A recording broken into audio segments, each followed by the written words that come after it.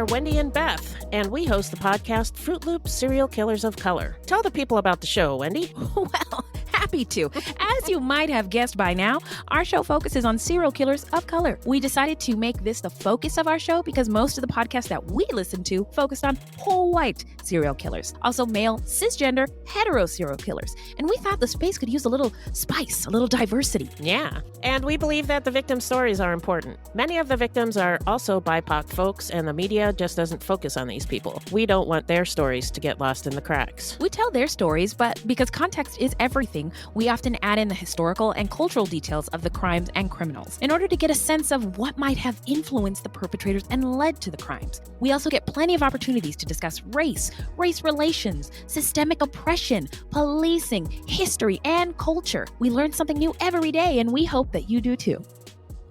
Are we talking about today, Beth? The zebra murders, which occurred in San Francisco, California from 1973 to 1974. And why were they called the zebra murders, you ask? Well, because zebras are black and white, and the killers were black, and the victims were white, bada bing, bada boom. Just kidding. I know that's what I thought when we first decided to research the case. But the name comes from the police formed a task force and dedicated the Z channel on their radios to communicate during their manhunt. And the manhunt task force became codenamed Zebra. So one of the major players in the civil rights movement was Malcolm Little, aka Malcolm X. He adopted the last name X to represent his rejection of his slave name. I just think he's such a fascinating guy. And also, welcome to Culture Corner. I don't know if white people hear the slave name thing and understand what that means. But when Black people refer to their slave names, basically, Black people were enslaved. Their last names were assigned to them based on who their owner was. Little is most likely his ancestor's plantation owner or master's last name. Right. So the Black Panthers' early activities primarily involved monitoring police activities in Black communities in Oakland and other cities. At the time, it was revolutionary. And I think it really freaked out white people because they were like, wait a minute. So they organized neighborhood police patrols that took advantage of open carry laws. This is when everything changed in the United States. Woo, Ronald Reagan went right away to change those gun laws. The FBI worked to weaken the Panthers by exploiting existing rivalries between Black nationalist groups. They also worked to undermine and dismantle the free breakfast for children program and other community social programs instituted by the Black Panthers, which, what in the actual fuck? Jesse Lee Cooks was raised in East St. Louis, and as a boy, he had tried to smother his sleeping mother with a pillow. Out of love? You smother somebody with kisses or smother somebody with hugs. Okay. Cooks asked Harris if he, quote, wanted to go out and kill some people with him, unquote. Harris said he wasn't interested.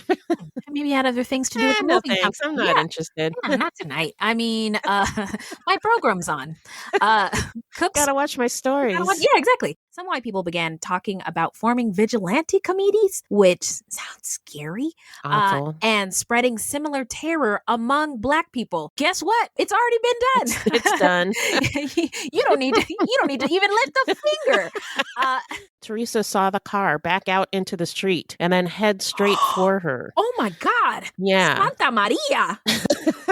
To avoid being run over, she rolled under her car. Smart lady. Wow. Yeah. Wow. Okay, hang on a second. Let me stop you right there. Yeah.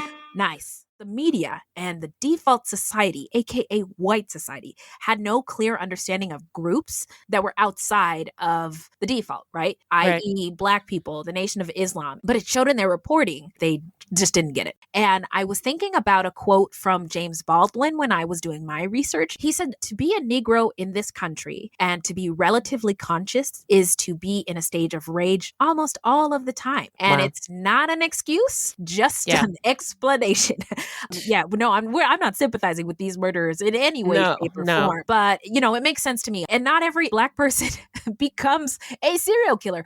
Most of us do not. Or even hurt people. Yeah, exactly. But just to bring it home, Beth, my take is the same as yours. These guys were just really, really angry and pushed over the edge. Did something really terrible with their rage. Yeah. Look alive, y'all. It's crazy out there.